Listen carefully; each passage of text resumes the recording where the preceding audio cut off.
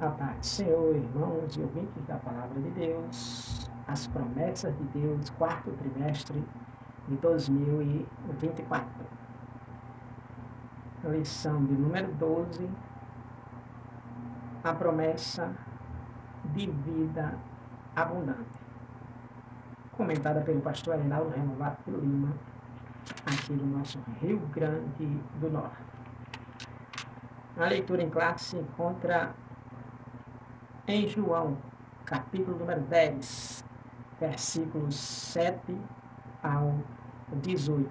Assim nos diz a palavra de Deus. Tornou, pois, Jesus a dizer-lhes: em verdade, vos digo que eu sou a porta das ovelhas.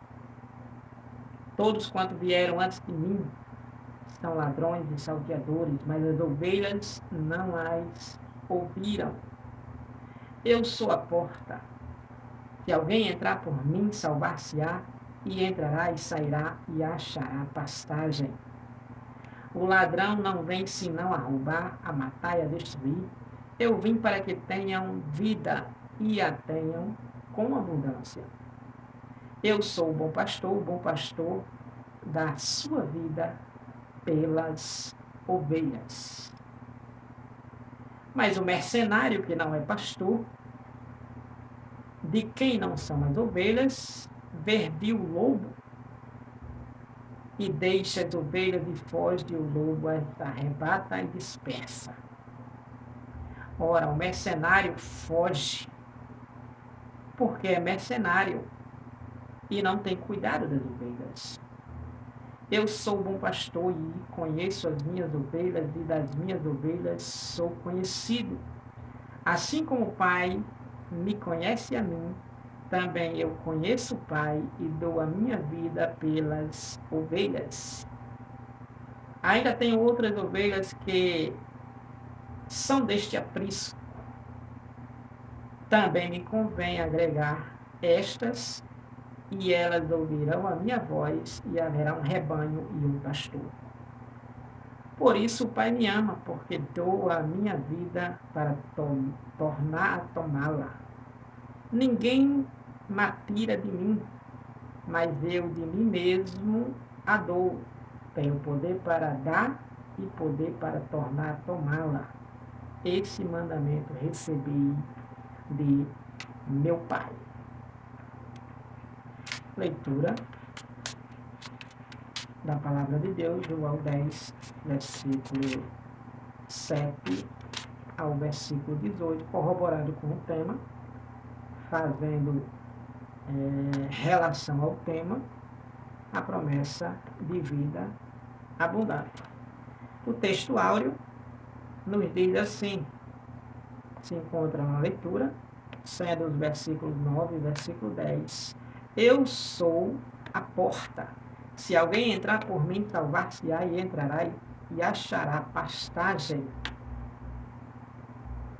O ladrão não vem senão a roubar, a matar e a destruir. Eu vim para que tenham vida e a tenham com abundância. O versículo 9, Jesus deixa bem claro, eu sou a porta. Se alguém entrar por mim, que sou essa porta, se alguém entrar nessa porta, que sou eu, dizendo Jesus, esse alguém que entrar nessa porta, que sou eu, Jesus declara, salvar-se-á quem entrar por essa porta.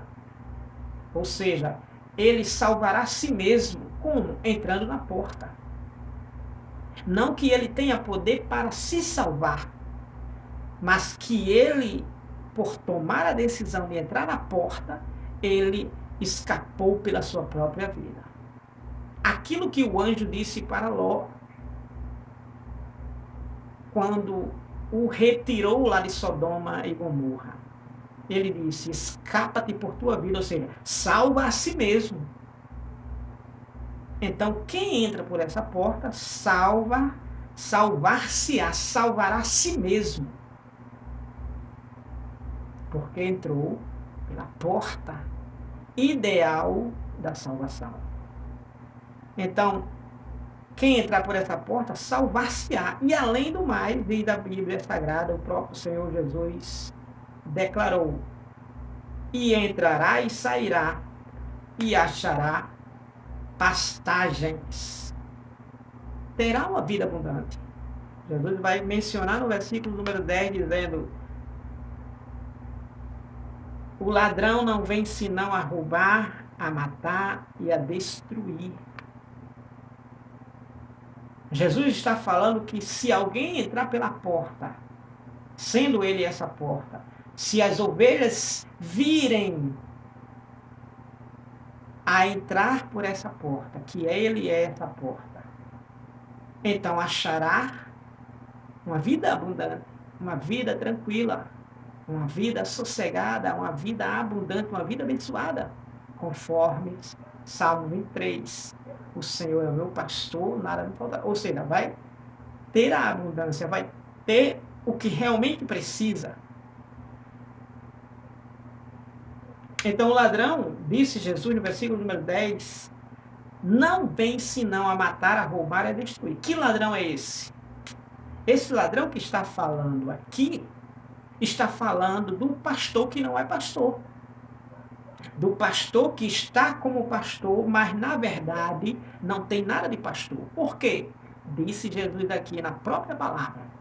Esse que está como pastor, sem ser pastor, as características de pastor, mas está como pastor, este, quando vê o perigo se aproximando das suas ovelhas, quando vê o lobo se aproximando para pegar as ovelhas que ele está sob autoridade, esse que não é pastor, sendo na autonomia, na verdade, sendo no cargo de pastor, estando na direção de pastor, sendo como pastor, mas que na verdade não é pastor, quando viu o lobo, ao invés dele defender a ovelha, ao invés dele proteger a ovelha, ele vai tentar se proteger. Ele vai fugir, diz a Bíblia. Jesus quem falou isto. Ele vai fugir e deixa as ovelhas vulneráveis ao lobo. E Jesus diz, esse pastor que não é pastor, pela essa característica, ele não é pastor. Ainda que seja como pastor, Jesus declara, ele não é pastor, ele é apenas um mercenário. Ele é apenas um interesseiro. Ele é apenas um barganhador que está tentando tirar proveito das ovelhas. Então ele não é pastor, Jesus, mas o pastor que verdadeiramente é pastor, Jesus diz, ele enfrenta o lobo, ele protege as ovelhas do lobo, do perigo. Jesus diz no versículo número 11 de João 10, eu sou o bom pastor e o bom pastor dá a sua vida pelas suas ovelhas. Ou seja, ele se coloca como proteção. Se não tiver como proteger com um escudo, com um cajado, se não tiver como proteger com algo que verdadeiramente impeça, ele tentará impedir com a sua própria vida. É como que se a ovelha fosse levar uma flechada e ele ali atravessa para proteger aquela ovelha. Então, veremos aqui nessa aula a vida abundante, que é uma promessa de Deus para as nossas vidas. No tópico número 1, já entrando, já dando acesso aos devidos tópicos. No tópico número 1, nós temos Jesus da fonte de vida abundante. No subtópico número 1, nós temos a fonte de verdadeira vida. Então, a fonte de verdadeira vida nos diz o comentarista, de maneira bem clara, que o Senhor Jesus, como bom pastor, esse pastor se relaciona com as suas ovelhas, as protege, se dirigindo à frente delas, no caminho para livrá-las do perigo. Olha que Jesus é esse bom pastor. E se Jesus disse que ele era o bom pastor, significa que existem pastores maus, homens maus. E Jesus disse que ele é esse bom pastor. Então, o verdadeiro pastor verdadeiramente tem as características do Senhor Jesus. Ao contrário, ele será este que João 10 fala. Ele é um mercenário.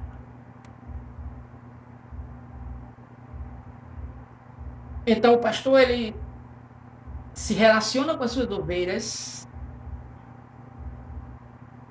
protege elas, se dirige à frente delas para livrá-las do perigo. Aconteceu com o pastor de ovelhas, pastor mesmo, pastor de ovelhas, Davi. Davi, ele se colocava à frente para proteger realmente, porque quando se tem um pastoreio, o pastoreio requer que verdadeiramente esteja ali à frente o pastor para proteger o rebanho. E Davi se colocou à frente das ovelhas, diante das ovelhas, e livrou elas de urso, livrou elas de leão, arriscando sua própria vida. O que Jesus disse na prática, na teoria, foi feito com Davi lá atrás, na prática. E Jesus não somente falou em teoria, em palavras, mas também ele pôs em prática. Ele deu a sua vida em resgate de muitos.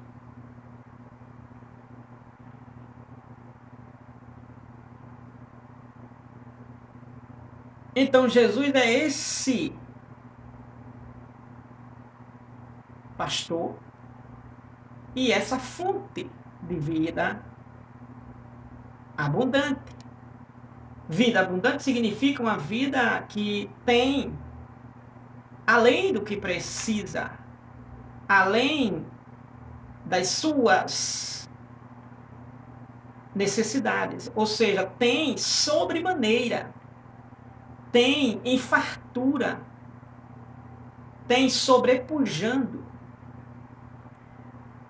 Então nós podemos vermos aqui que o comentarista ele deixa bem claro que Jesus ele é essa fonte, e essa fonte significa que é a origem para a vida transbordante de uma ovelha, significa ter Jesus como pastor. Porque Jesus ele é a fonte da verdadeira vida abundante. A fonte da verdadeira vida abundante não é um cargo, não é uma placa de igreja, não é um status eclesiástico, uma influência. Não. A fonte da verdadeira vida abundante tem nome. Jesus, o bom pastor. Jesus, o bom pastor. Então, Jesus sendo esse bom pastor, a fonte de verdadeira vida abundante, ele é a porta das ovelhas, ou seja, as ovelhas entram por ele. As ovelhas entram por ele, que a porta serve para dar acesso.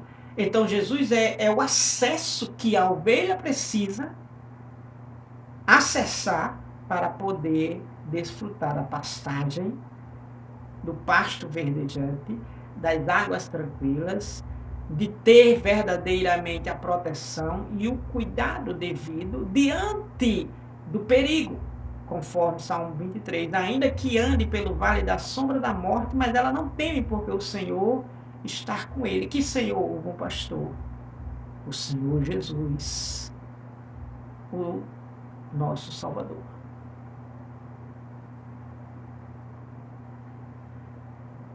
Então, Jesus como porta das ovelhas, versículo 7 do 10 de João, é o caminho de salvação espiritual em que um relacionamento pessoal e eterno com Deus se torna possível. Ou seja, o relacionamento com Deus só é possível por o acesso da porta das ovelhas, pelo acesso ao Senhor Jesus. Não há possibilidade, é impossível, mas só é possível, mas torna-se possível ter um caminho de salvação, um caminho de relacionamento pessoal com Deus, através desse acesso que é o Senhor Jesus, a porta das ovelhas, por onde as ovelhas passam. Subtópico, ainda no subtópico número 1, finalizando o subtópico 1, diz assim: quando encontramos esse acesso, essa porta, podemos viver de verdade. Quando entramos por essa porta, podemos dizermos que encontramos de verdade e podemos viver de verdade, fazendo o bem para a glória de Deus. Subtópico número 2. No subtópico número 2, nós temos a fonte de vida abundante. A fonte de vida abundante, nós sabemos já, como já viemos falando, né? O comentarista diz que nos versículos 8 a 10 de João 10, nosso Senhor Jesus, ele faz um contraste, uma comparação entre ele, que é a porta, e os outros que vieram antes dele. Então, aqueles que vieram antes de Jesus não era a porta das ovelhas, mas eram ladrões e salteadores. Eram realmente pessoas que não queriam cuidar das ovelhas, mas eram apenas interesseiros. Porém, Jesus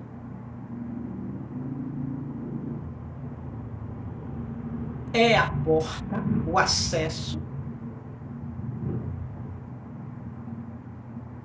que a ovelha tem para obter essa vida abundante.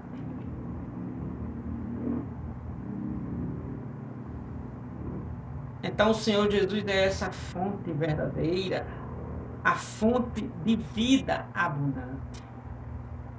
Subtópico número 3, nós temos a fonte do amor. Estamos falando no tópico número 1, Jesus, a fonte de vida abundante. Então, Jesus sendo essa fonte de vida abundante, subtópico número 1, ele é a fonte verdadeira de vida.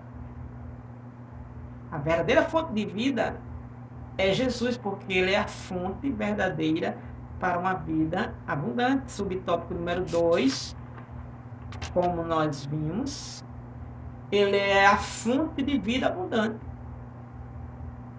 É aonde se tem a abundância, é só nele, nessa fonte, o Senhor Jesus. Porque uma fonte, geralmente, ela nunca para de fluir. Se é uma fonte de água, ela está lá fluindo constantemente. Ela está transbordando constantemente. E o Senhor Jesus é essa fonte que transborda constantemente, continuamente. Subtópico 3, nós temos a fonte do amor.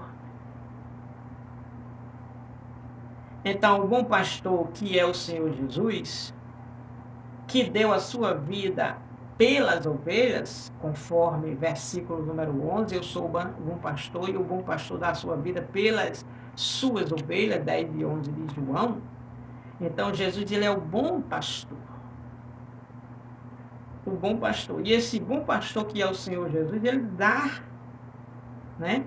Ele deu a sua vida pelas suas ovelhas. Ele deu a sua vida pelas ovelhas, pelo seu rebanho, pelo seu povo, por mim e por você.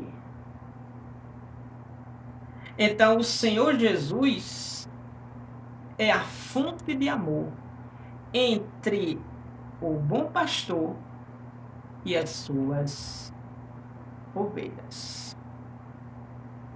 Então, a fonte de amor para as ovelhas é o Senhor Jesus. Porque Jesus, ele provou que verdadeiramente ama as suas ovelhas. Ele veio justamente para apacentar as ovelhas, cuidar das ovelhas.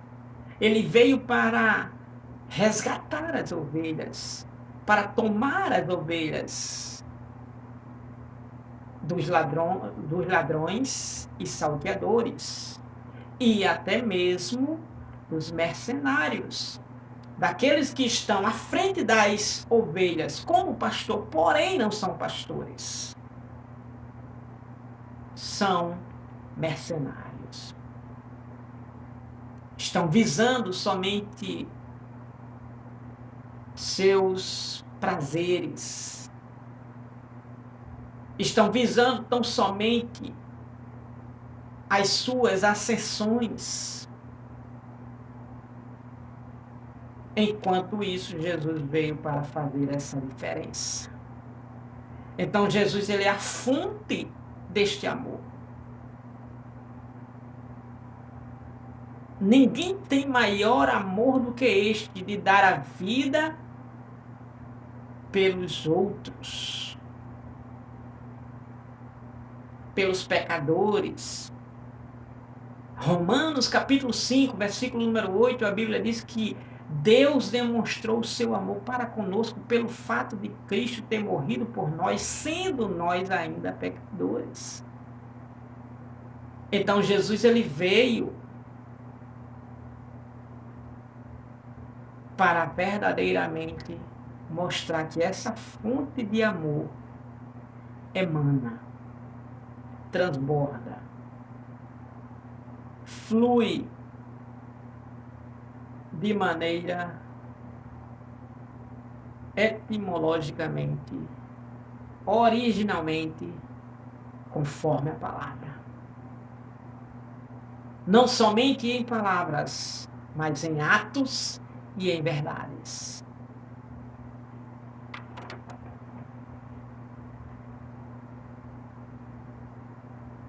Então, a fonte do amor, essa fonte do amor que é o Senhor Jesus, a característica distinta que Cristo tem como supremo e bom pastor é a sua disposição de morrer pelas ovelhas. Essa fonte realmente é incomparável. Então, os verdadeiros líderes espirituais, os verdadeiros pastores espirituais, não somente o cargo, os verdadeiros pastores espirituais se importam com as suas ovelhas. Assim como Jesus se importou com as suas ovelhas.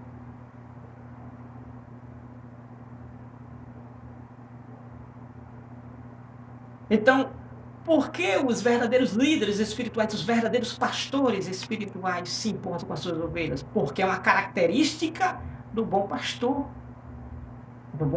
Jesus, e quem tem essa característica do Senhor Jesus também é um bom pastor.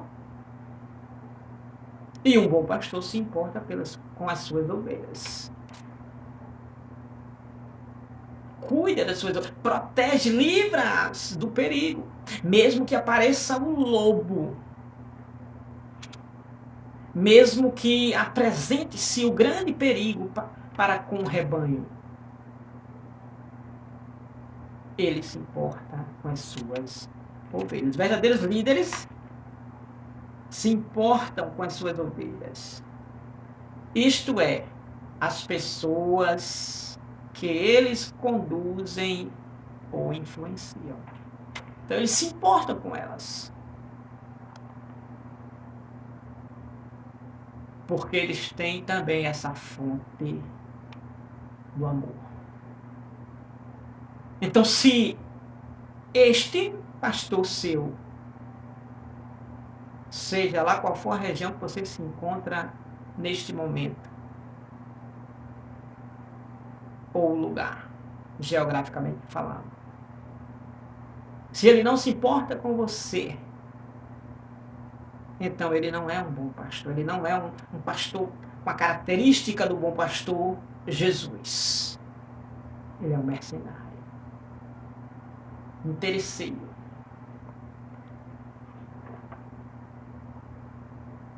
Tópico número 2. A vida abundante. O conceito de vida abundante. Subtópico número 1. Então, o conceito de vida abundante é que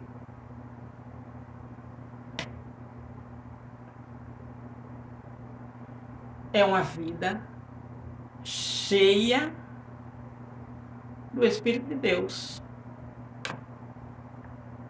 Uma vida abundante, conforme a palavra de Deus nos ensina, é uma vida cheia do Espírito de Deus.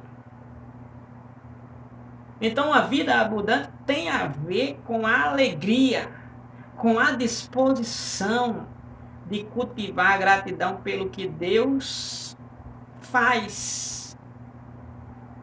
É experimentar uma vida cheia do Espírito de Deus por meio de sua presença mediante uma vida de oração, santidade, obediência à palavra de Deus.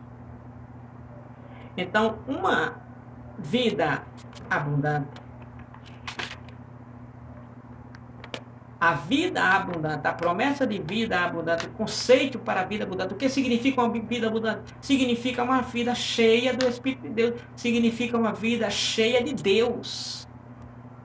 Uma vida com Deus significa uma vida com Deus. Uma vida com Deus, então, vai ser resumida em uma vida abundante. E essa vida abundante não significa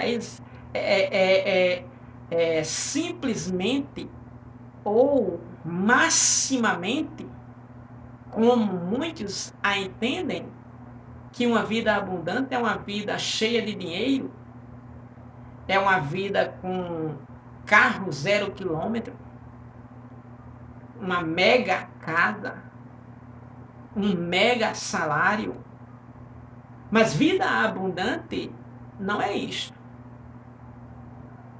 Claro que isto é uma vida próspera, sim, mas se tiver tudo isto, mas não tiver o Espírito de Deus dominante sobre a sua vida, o que isso vai significar? Vai significar uma vida vazia, vai significar uma vida sem Deus, vai significar uma vida verdadeiramente nefasta. Não uma vida que verdadeiramente tem a bênção de Deus sobre si. Então, uma vida abundante significa uma vida cheia de Deus. Apareceu um homem na multidão, na época de Jesus, quando ele pregava aqui na terra, e fez um pedido ao Senhor Jesus, dizendo: Mestre, diz a meu irmão que reparta comigo a herança. Reparta comigo uma herança. Aí Jesus vai dizer para ele, olha, muito cuidado. Preste bem atenção, tome muito cuidado, porque a vida de uma pessoa não consiste na abundância do que ela possui. Ou seja, uma vida abundante não significa ser cheio de matérias, ser cheio de propriedade ou riqueza. Uma vida abundante não significa isso. Jesus deixou claro. Está no versículo número 14 de Lucas. Deixa-me conferir. Lucas, capítulo número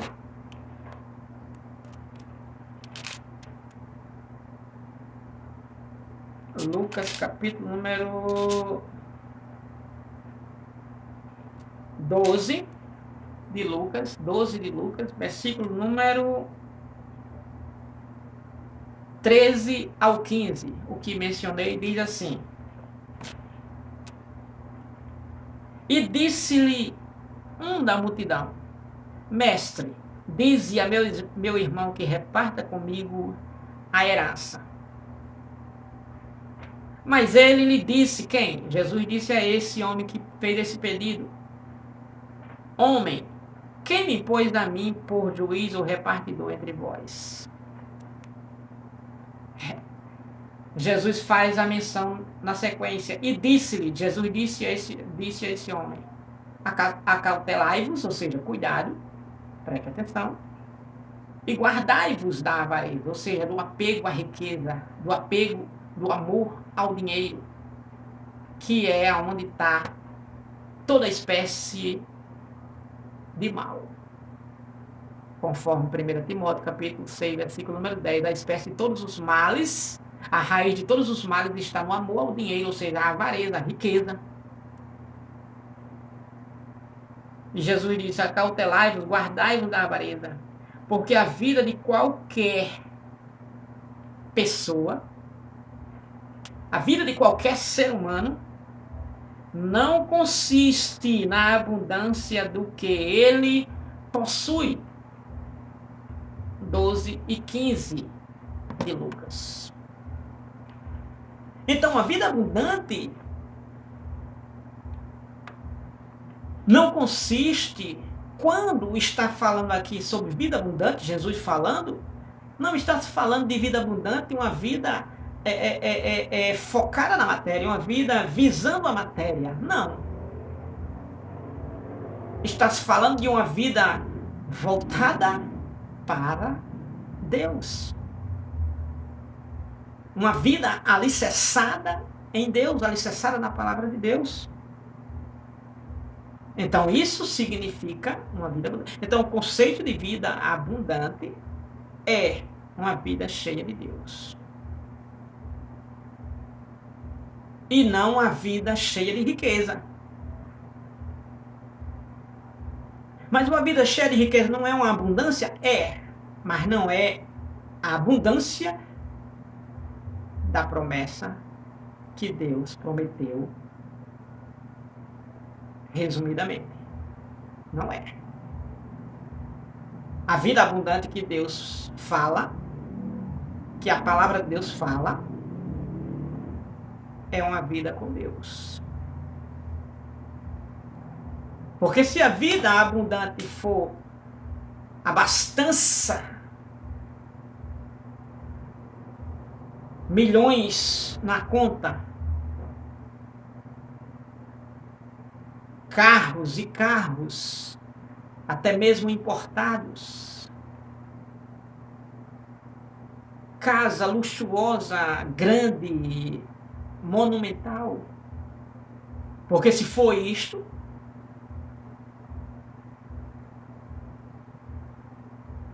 que não é,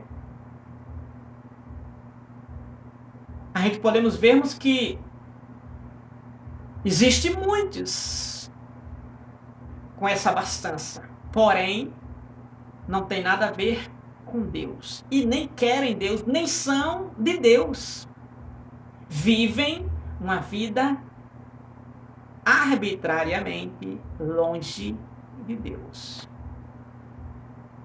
por escolha própria, vivendo nos vícios, vivendo na mentira, vivendo na corrupção, vivendo em várias situações.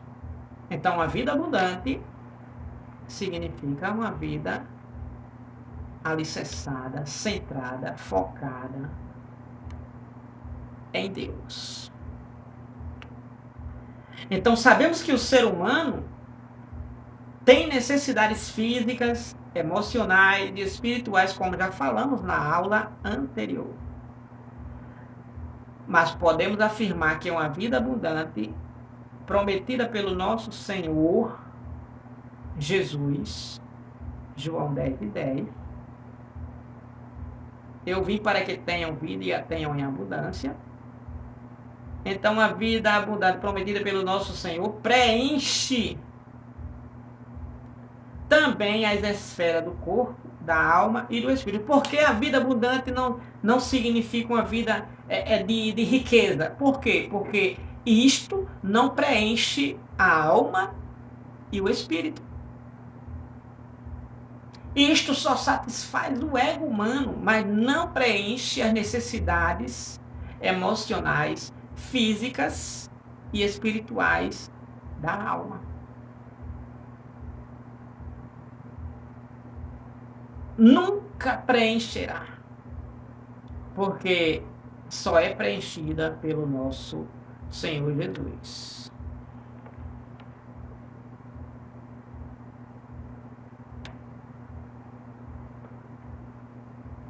Então, a vida prometida pelo nosso Senhor Jesus, abundante, preenche todas as esferas do corpo, da alma e do espírito.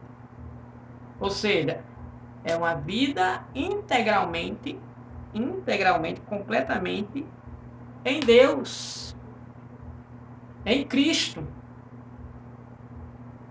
Então, a vida abundante é esta. 2 Coríntios 5:17, e se alguém está em Cristo, nova criatura é, as coisas velhas passaram, e eis que tudo se fez novo. Por quê? Porque agora é a vida abundante que ele adquiriu. Romanos 8:1, e agora nenhuma condenação há para com aquele que está em Cristo Jesus. Ou seja, foi preenchido com a vida abundante todas as esferas da vida humana, corpo, alma e espírito.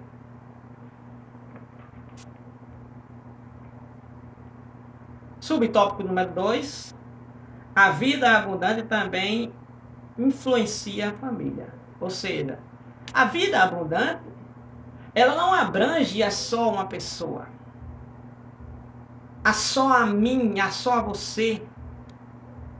Ela abrange também a nossa família. Porque a vida abundante, ela não fica singularmente em um indivíduo ou indivídua. Mas a vida abundante, ela perpassa, transcende, abrange. A vida abundante alcança a toda a nossa família. E a menção aqui que o pastor ele foca da narrativa é a passagem de Paulo, quando está na prisão ali, e de repente Deus abre o cárcere com um terremoto, né, solta os prisioneiros, e aquele soldado que está ali sobre guarda dos presos, responsável pelos presos, aquele carcereiro, e de repente, pela prisão estar agora aberta e todos os que estão sob sua responsabilidade de guardar estarem soltos, ele se preocupa e quer dar cabo da sua própria vida, porque sabia ele da sua responsabilidade em meio ao Império Romano, que deveria dar conta e não seria tolerado, mas ele seria até mesmo morto. Então ele decide Ele faz o que ele pode fazer, ele faz a indagação, o que ele pode fazer para escapar das mãos do Império Romano, escapar da morte. O que ele faz para adquirir a salvação dele, salvação física, ele está falando sobre escapar daquela penalidade que deveria vir, iria vir sobre ele. E Paulo diz, crê no Senhor Jesus e serás salvo tu e a tua casa. 16 de Atos dos Apóstolos, e versículo número 31. Foi uma promessa específica para o carcereiro e sua casa. E realmente aconteceu de fato. Ele reuniu a sua família, os seus, e ali Paulo pregou, ali Paulo ensinou, e ali foram realmente salvos o carcereiro e sua casa. Abrangiu a sua família. Então, a vida abundante, essa promessa maravilhosa de Deus para as nossas vidas, abrange a toda a família. Então, essa promessa de vida abundante, ela não vai ficar só em mim ou só em você. Ela vai alcançar o nosso pai, a nossa mãe, nossos irmãos, nossos filhos. Abrange, alcança, chegará até os nossos amados familiares.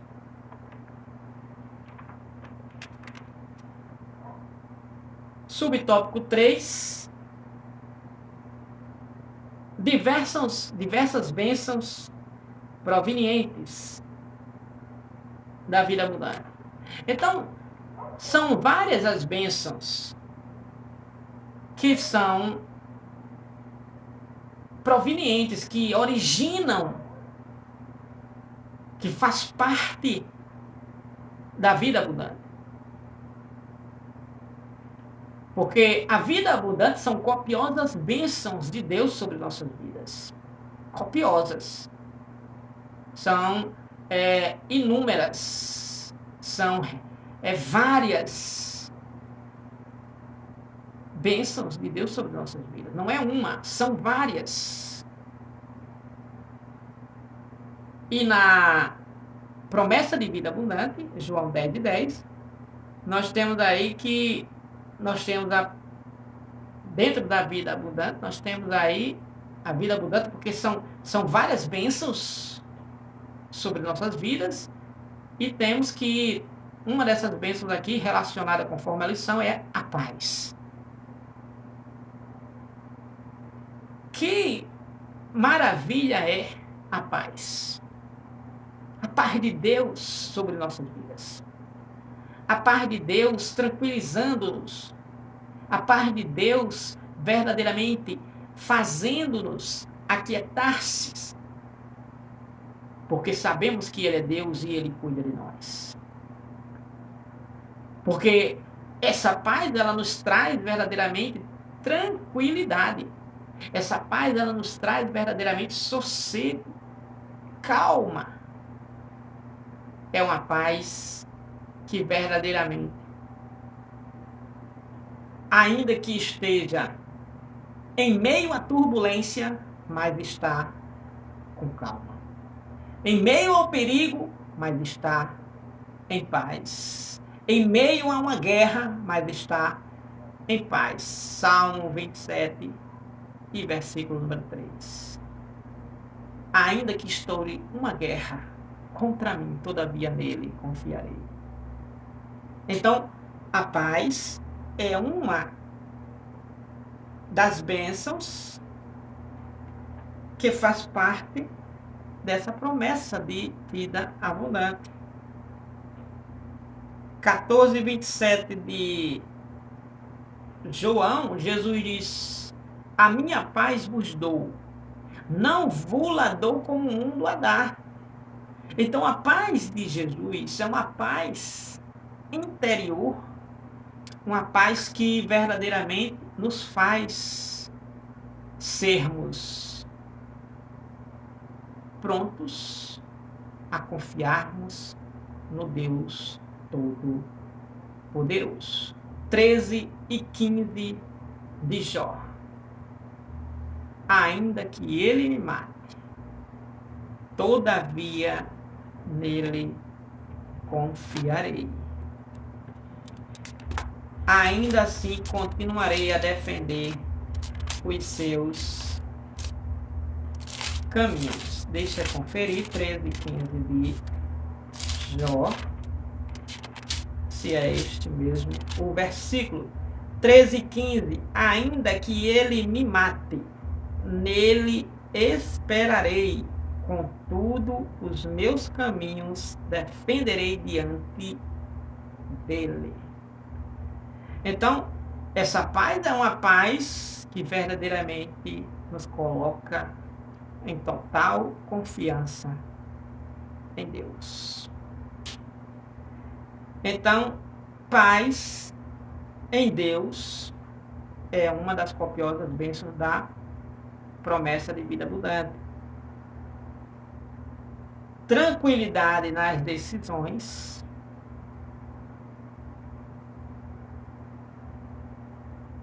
A prática do amor, porque a prática do amor é uma prática em que verdadeiramente nos faz sermos identificados como servos de Deus e servas de Deus. Jesus deixou claro em João 13, verso 34 e 35, nisto todos os conhecerão vocês, meus discípulos, se vos amardes uns aos outros. E um novo mandamento vos dou, que vos ameis uns aos outros como eu vos amei. Então a prática do amor é uma das copiosas bênçãos que é proveniente da vida abundante.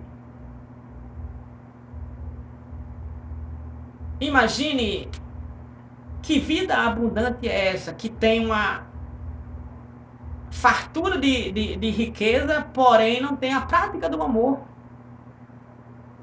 Então não é uma vida abundante, prometida por Deus.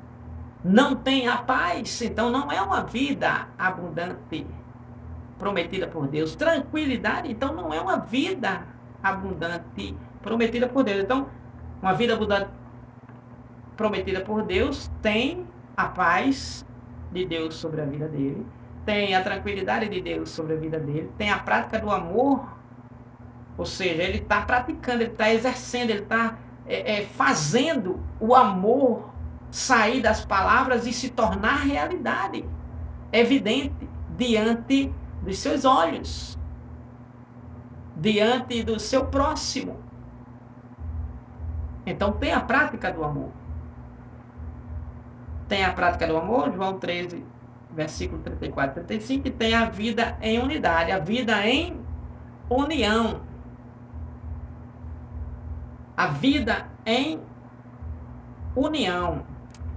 Faço questão de ler Gálatas, capítulo número 5, versículo número 13 ao 15. Gálatas, capítulo número 5, versículos 13 ao 15. Olha o que Paulo nos diz sobre união.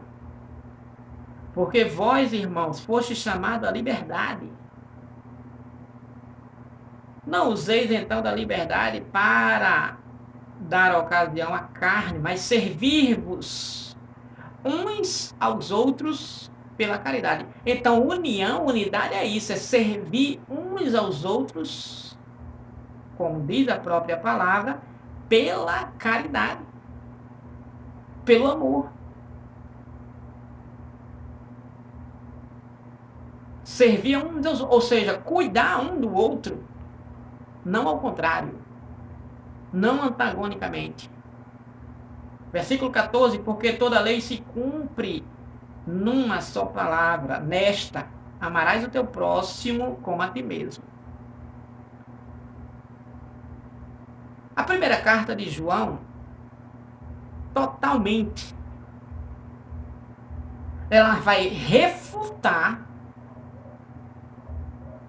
e enaltecer, ela vai refutar, vai dizer o que verdadeiramente é amor e vai enaltecer esse amor. Porque ao contrário, lá em João, primeira carta, capítulo 1, 2, 3, 4 e 5, são 5 capítulos, primeira carta, ele vai justamente mostrar o que verdadeiramente é amor na prática e o que não é amor.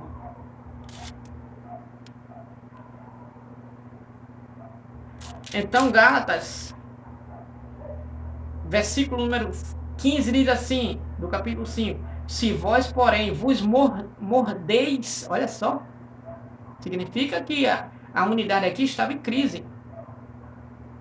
Se vós, porém, vos mordeis e devorais uns aos outros, vede, não vos consumais também uns aos outros. Olha que advertência. E isto é uma realidade para os dias atuais. Isso é uma realidade. O amor é pregado hoje em dia de maneira até bonita, apenas com um microfone, apenas em um púlpito. Mas na prática é totalmente ao contrário. Totalmente diferente. Então, proveniente de uma vida abundante são diversas bênçãos.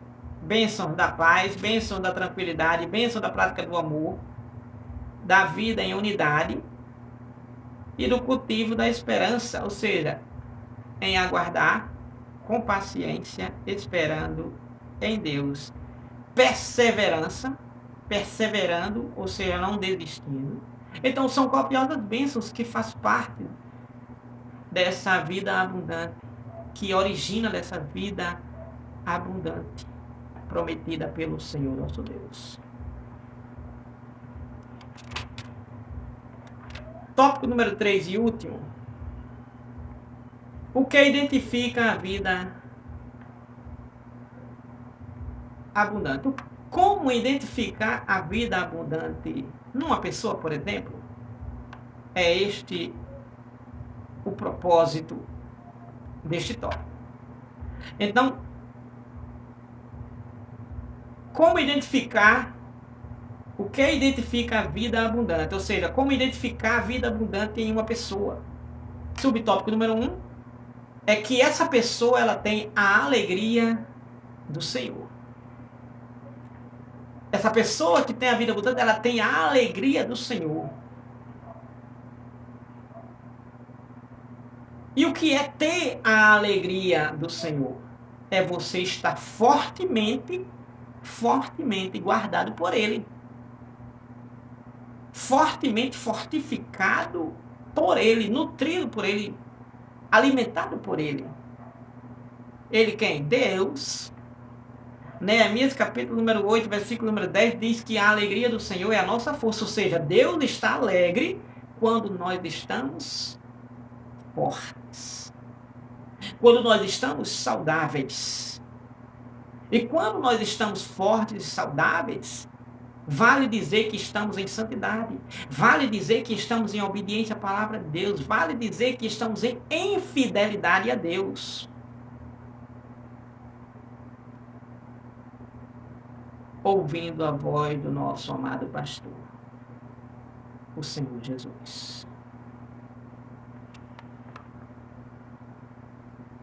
Então, essa alegria do Senhor, que é quando nós estamos fortes, Deus está alegre quando nós estamos fortes. Paulo, aos Efésios 6 e 10, Paulo diz, no demais, irmão meus, fortalecei-vos no Senhor e na força do seu poder. Então, Deus quer que nós sejamos alegres. Deus quer que nós tenhamos a alegria dele sobre as nossas vidas.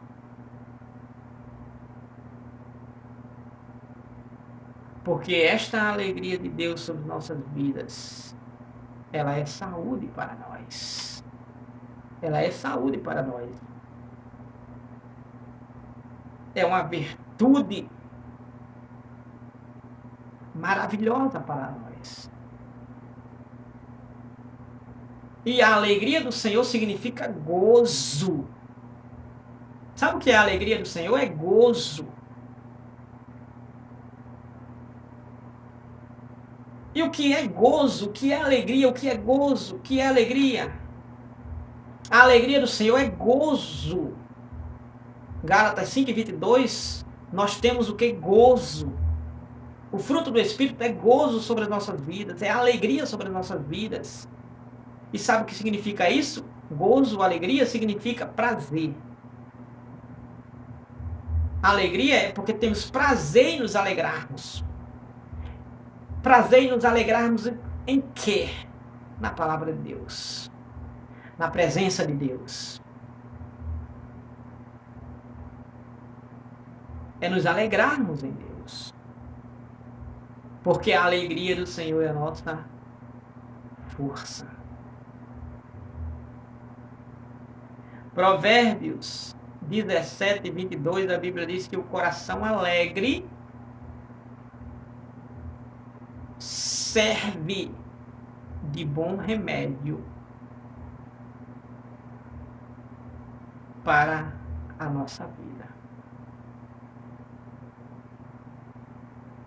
Para o nosso corpo. Para o bom funcionamento da nossa vida tricotômica, corpo, alma e espírito, 1 Tessalonicenses 5:23. Então, é um bom remédio para nossas vidas, de maneira tríplice, porque essa alegria do Senhor é vital, é indispensável para as nossas vidas. Então, o que identifica a vida de uma pessoa que tem uma vida abundante? É que ele tem a alegria do Senhor. E significa que se ele tem a alegria do Senhor, significa que ele está forte. Significa que ele está saudável. O apóstolo, se não me escapa da memória, João, nas cartas mesmo que ele escreveu, ele disse que quer que os irmãos tenham saúde e vá bem, ou seja, tenham a alegria do Senhor sobre as suas vidas. Estejam saudáveis, porque a alegria do Senhor significa que o nosso corpo está saudável. A nossa vida tríplice, corpo, alma e espírito, estão saudáveis. E se estão saudáveis é porque temos saúde. Saúde porque temos a alegria do Senhor, ou seja, fortificados, consolidados em Deus. Então, o que identifica a vida abundante? Ou seja, como identificar uma pessoa que tem uma vida abundante? Através da alegria do Senhor, se está na vida dele. Segundo subtópico, como identificar? Através da gratidão. Se ele é grato por tudo. Uma pessoa que tem uma vida abundante, que é identificada com a vida abundante, ele é grato por tudo. Ao contrário daquele que reclama por tudo, ele é grato por tudo. Não importa se está muito frio, não importa se está muito quente, não importa se tem muita abastança ou se muita escassez, não importa. Ele é grato por tudo. Por tudo o quê? Tudo que o Senhor fez por ele de bom. É suficiente para que, diante dos negativos que advêm sobre ele, ele reconheça que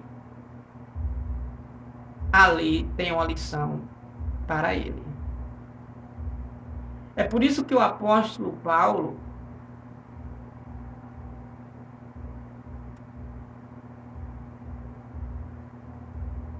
ele deixou bem claro que devemos, em tudo, dar graças a Deus, porque esta é a vontade de Deus em Cristo Jesus para conosco. 1 Tessalonicenses 5:18. Então, ele tem gratidão por tudo. A pessoa que tem a abundância de Deus, que pode ser identificada com a abundância de Deus sobre a sua vida, é porque verdadeiramente tem a gratidão por tudo, agradece por tudo. Então, a gratidão é uma virtude cristã que revela humildade e, ao mesmo tempo, dependência total de Deus acerca de tudo o que acontece em nossas vidas. Então, devemos sempre dar graças em tudo. Sempre dar graças em tudo. 5:20 de Efésios, Colossenses 3:17 vai falar nessa mesma temática, dando sempre graças a Deus por tudo, ao nosso Deus e Pai, em nome do nosso Senhor Jesus Cristo. Efésios 5:20. Então, uma pessoa que é identificada com a vida abundante, ela tem a alegria de Deus sobre a sua vida, ela tem a gratidão a Deus por tudo em suas vidas, e, subtópico número 3, de último, ela vive no Espírito Santo, no Espírito de Deus, e vive uma vida de oração. Então a Bíblia diz que para viver no Espírito devemos estar inclinados às coisas do Espírito. Então, terceiro subtópico, uma pessoa que é identificada com a vida abundante, ela tem uma vida no Espírito, e se ela tem uma vida no Espírito, ela tem uma vida de oração. Vamos comentar um pouco sobre isso. Então, a Bíblia nos diz que para viver no Espírito devemos estar inclinados às coisas do Espírito. Então, viver no Espírito, uma vida no Espírito de Deus, é uma vida que se inclina para o Espírito de Deus. Agora eu pergunto, como é que alguém pode viver uma vida abundante se não inclina para o Espírito de Deus? Se não inclina para o Espírito Santo de Deus, se não dar lugar para o Espírito Santo de Deus. E o que é inclinar-se para o Espírito Santo de Deus? Significa olhar para a palavra de Deus. Hoje, em dia que nós podemos dizermos que é febre, as pessoas olharem para o celular, para uma tela, para uma Smart TV, um computador e outras coisas mais. Então, é normal as pessoas estarem focadas em uma tela, mas não focada em uma vida no Espírito. A palavra de Deus, que é de suma importância para as nossas vidas, ela, muito mais do que antes, está sendo esquecida. A palavra de Deus, a Bíblia Sagrada, hoje em dia, é muito raro você encontrar alguém sentado e com a palavra de Deus sobre o seu olhar, com os olhos fitos nela. Até mesmo dentro das igrejas, as pessoas com celulares, as pessoas com telas. Tudo bem que há uma necessidade, dependendo, mas É super irreverente isto. Super irreverente isso. Tudo bem que vai usar um playback hoje em dia através da via Bluetooth e outras coisas. Tudo bem. Mas as pessoas usam por prazer, não como a palavra.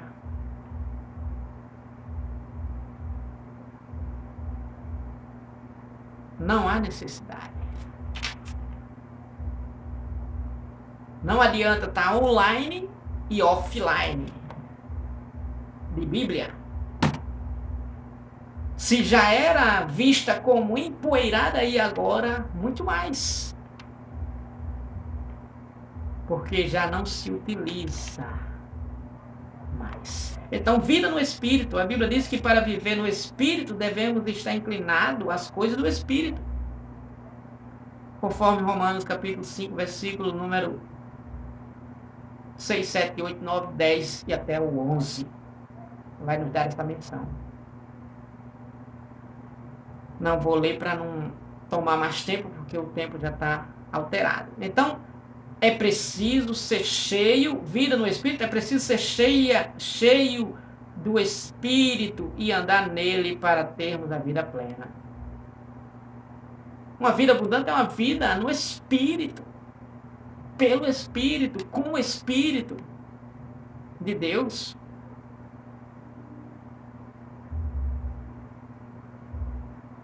Essa crise. Que Deus abençoe a você e que essa crise, a partir de hoje, dissipe de sua vida. Desapareça. E você passe a viver uma vida inclinada ao Espírito de Deus. Ao Espírito Santo de Deus, dando dependência a Ele, dando controle a Ele, dando domínio a Ele, dando sensibilidade, sendo sensível a Ele.